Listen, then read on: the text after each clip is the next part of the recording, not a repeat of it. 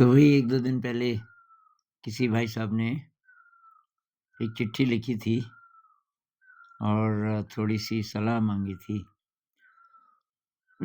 वो कहते हैं,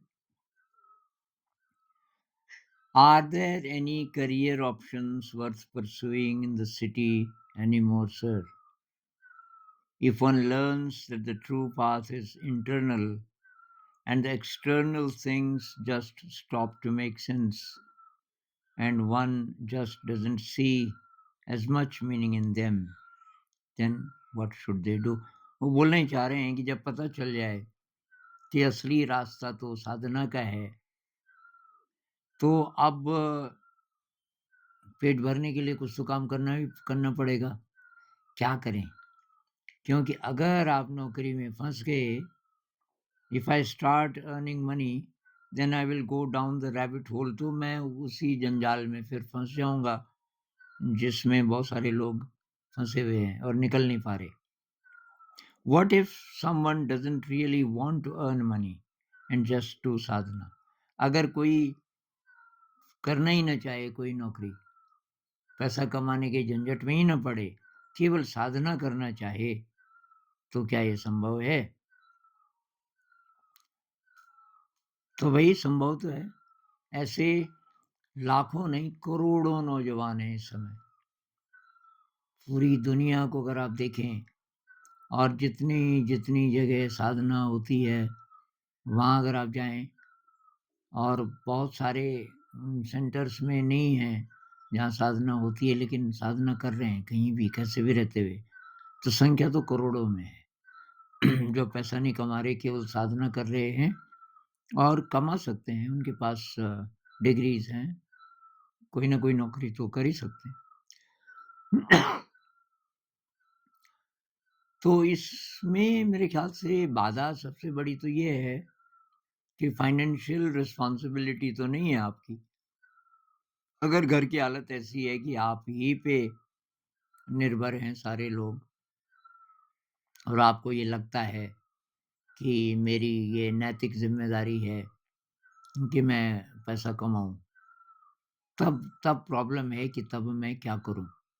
तो तब आपको वही ऐसा काम कोई ढूँढना पड़ेगा, जो आपको पसंद हो और जिससे इतना पैसा आ जाए और आपकी साधना इतनी गहरी हो कि आप उसमें फँस ना जाओ। मतलब आपको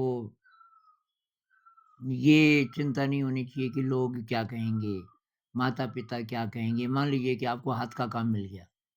मान लीजिए आपके दादाजी कारपेंटर थे और बचपन में आप भी उनके साथ थोड़ा-थोड़ा सीख गए थे और आपको बहुत शौक भी था।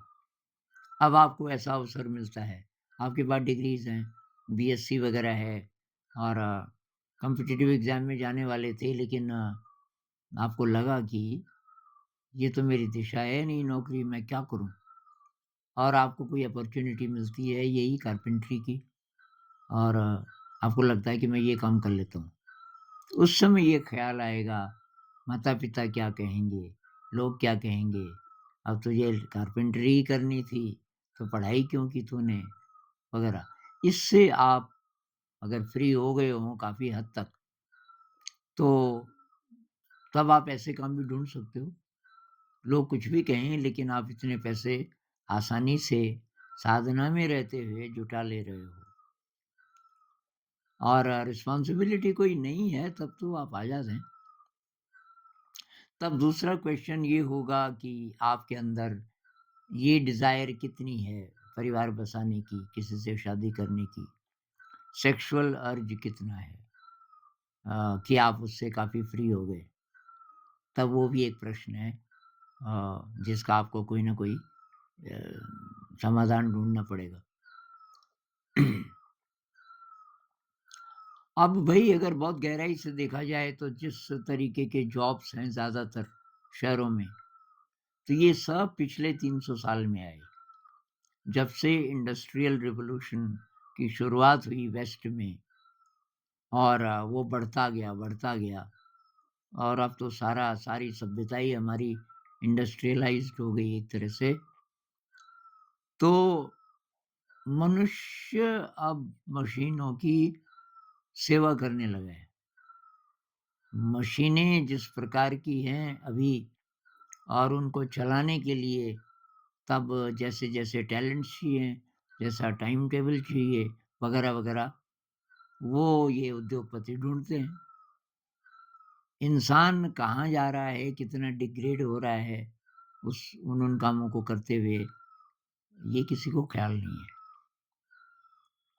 ये कोई मॉरल रिस्पॉन्सिबिलिटी किसी उद्योगपति की नहीं है कि भई इंसान का इवोल्यूशन सबसे पहले सुनिश्चित करो। आप जिस भी इंसान को रख रहे हो अपने साथ, उसकी यात्रा क्या है?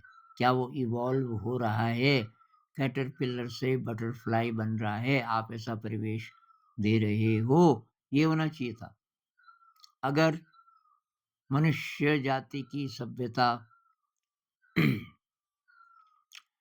थोड़ी-सी भी एडवांस्ड होती, तो ये एलिमेंट सबसे पहले आना चाहिए था कि भई मनुष्य का उपयोग मत करो आप मशीन की तरह।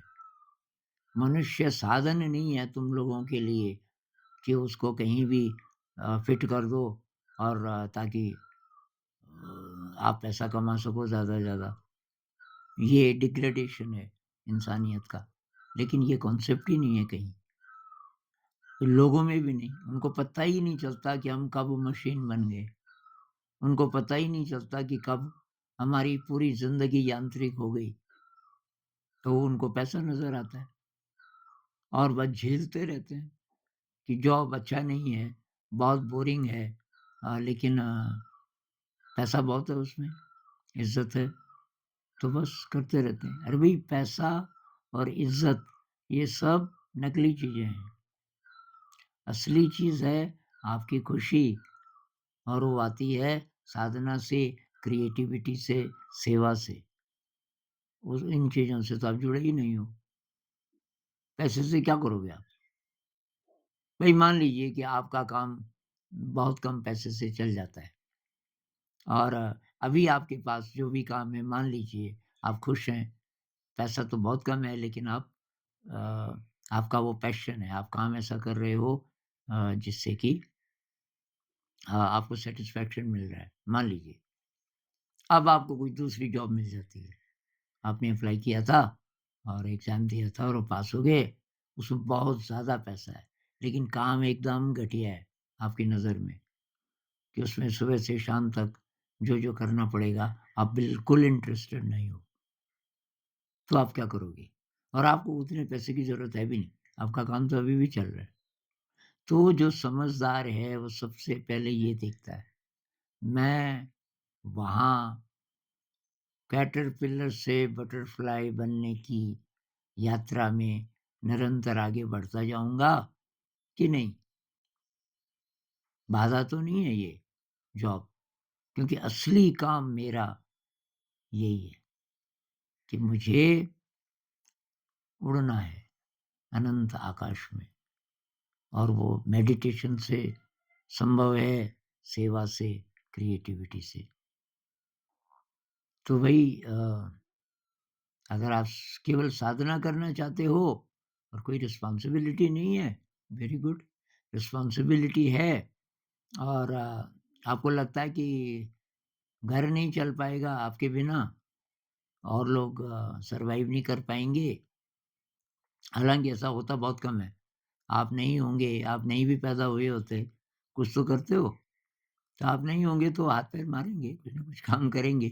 लेकिन अगर आपको ये लगता है कि भई मुझे करना ही करना है कुछ तो ऐसा काम ढूँढो, कोई भी काम जिसमें थोड़ा बहुत पैसा आप बचा सको, घर में भेज सको और उससे उनका काम चल जाए और आप साधना ही करो ज़्यादा से ज़्यादा।